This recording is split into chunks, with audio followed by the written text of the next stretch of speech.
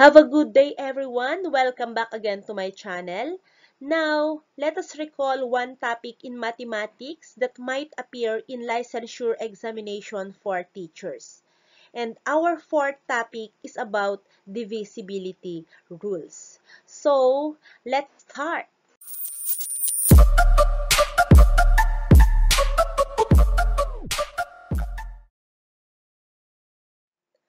In licensure examination for teachers, calculators are allowed.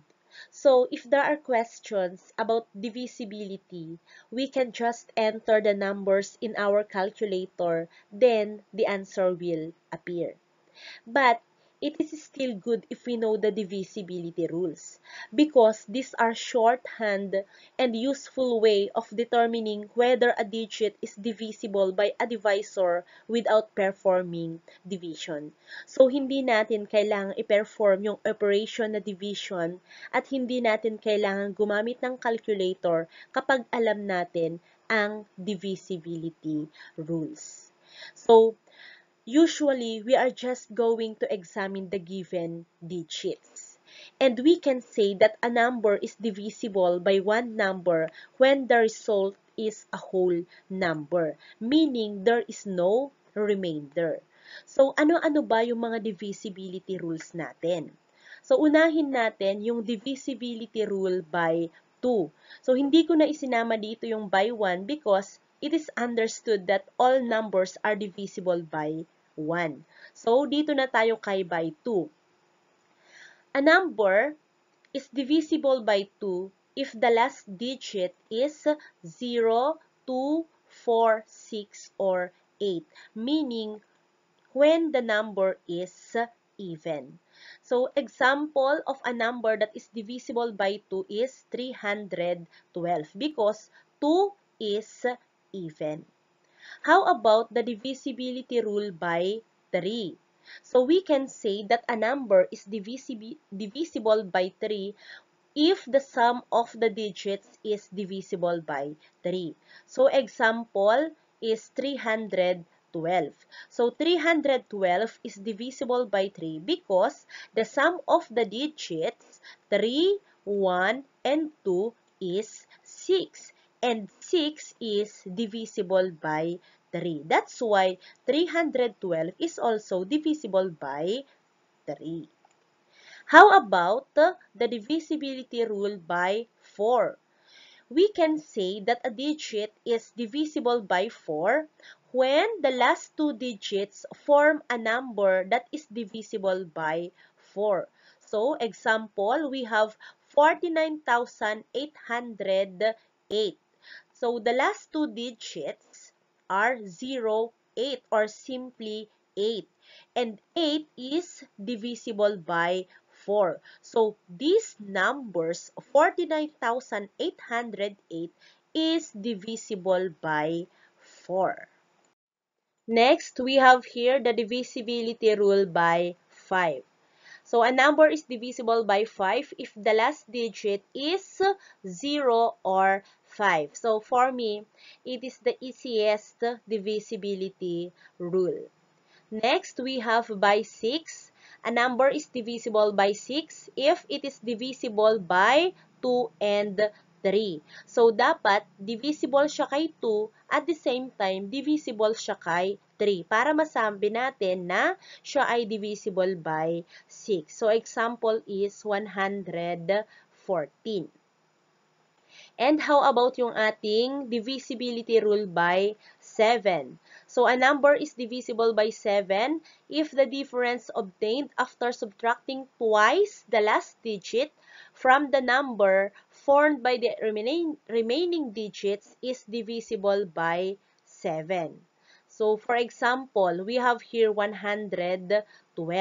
So, if we are going to subtract twice the last digit, which is 2, so, 2 times 2, sabihin na lang natin, that is 4. If we are going to subtract 4 from the number that is formed by the remaining digit, which is 11, the difference is 7. And 7 is divisible by 7. That's why we can say that 112 is divisible by 7. And how about our divisibility rule by 8? So we can say that a number is divisible by 8 if the last three digits form a number that is divisible by 8. So for example, we have 9,640. So the last three digits, which is 640, is divisible by 8. So we can say that 9,640 is divisible by 8. Next, a number is divisible by 9 if the sum of the digits is divisible by 9. So, for example, we have 594. So, if we are going to get the sum of the digits, 5, 9, and 4, that is 18. And 18 is divisible by 9. That's why 594 is also divisible by 9.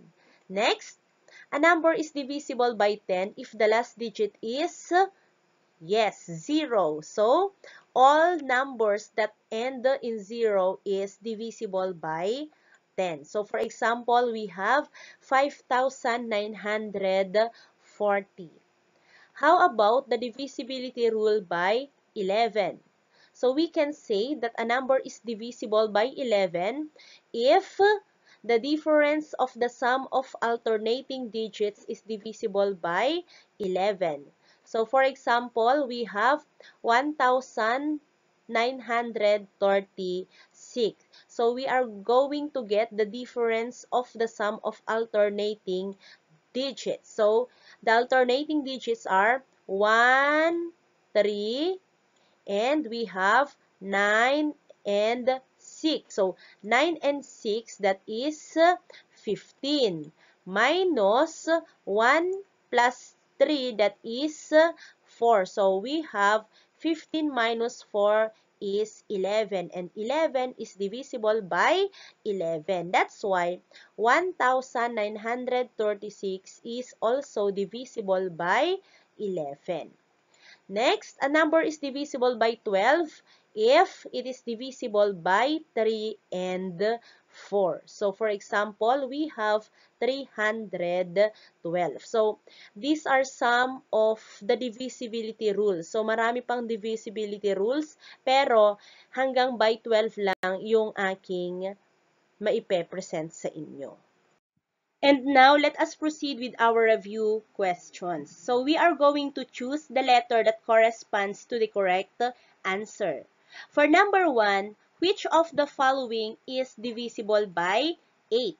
A. 139,640. B. 161,986. C. 181,642. And D. 245,414.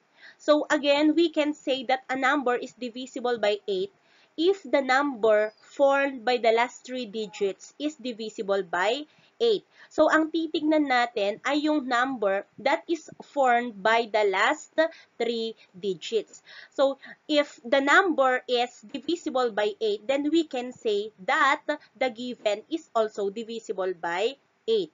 At dito sa pamamilian, only A is divisible by 8 because 640 is divisible by 8.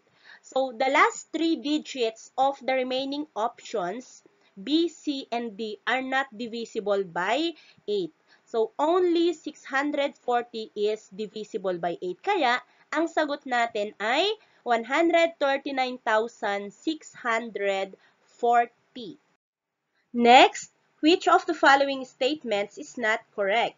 A. A number is divisible by 6 when the digit is divisible by 2 and 3. B. A number is divisible by 15 when the sum of the digits is 15. C. A number is divisible by 11 when the difference of the sum of the alternating digits is divisible by 11. And letter D. A number is divisible by 14 when the digit is divisible by 2 and 7. So for this question, the answer is letter B.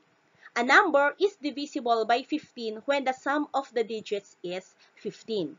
This statement is not correct because a number is divisible by 15 when the digit is divisible by 3 at the same time divisible by 5. So, letter B statement is not correct. Number 3, what is the value of A when 19782 is divisible by 3? A, 3, B, 4, C, 5, D, 6.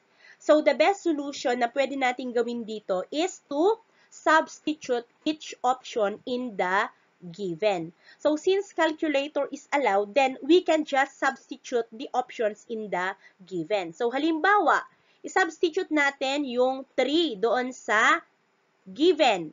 So, we have 19,732.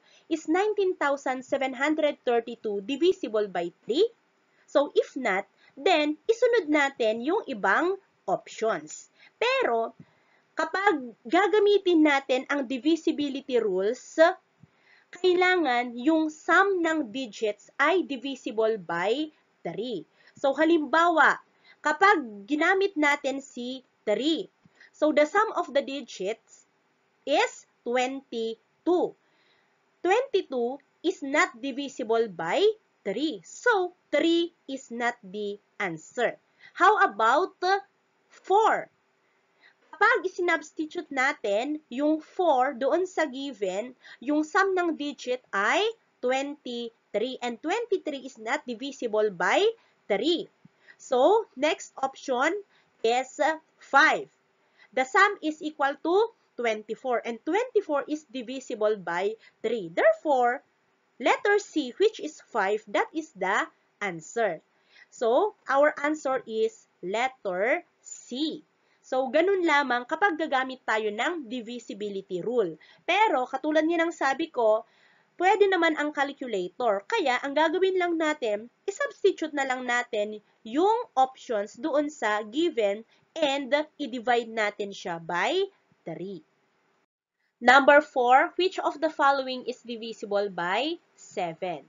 So, katulad po ng sinabi ko kanina, sa let ay pwede po tayong gumamit ng calculator. So, when we have questions like this, we can just enter it in our calculator. And then, the number that will give a whole number quotient after dividing it by 7 is the answer. And here, the answer is letter D. So, 247,814. At kapag gagamitin naman natin yung divisibility rule, we are just going to subtract twice the last digit from the number formed by the remaining digits. So, if the difference is divisible by 7, then we can say that the number is divisible by 7. And number 5, which of the following is divisible by 6? So, kapag gagamitin natin yung divisibility rule by 6, ay dapat divisible siya kay 2 at the same time divisible by 3.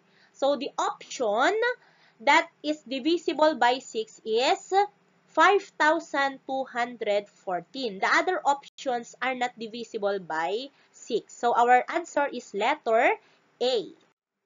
And thank you again for watching, guys. Kung inyong nagustuhan ang aking video, palike naman po dyan at pa-share na rin. And for more videos about Let Reviewers, make sure you subscribe my channel. Salamat po ulit!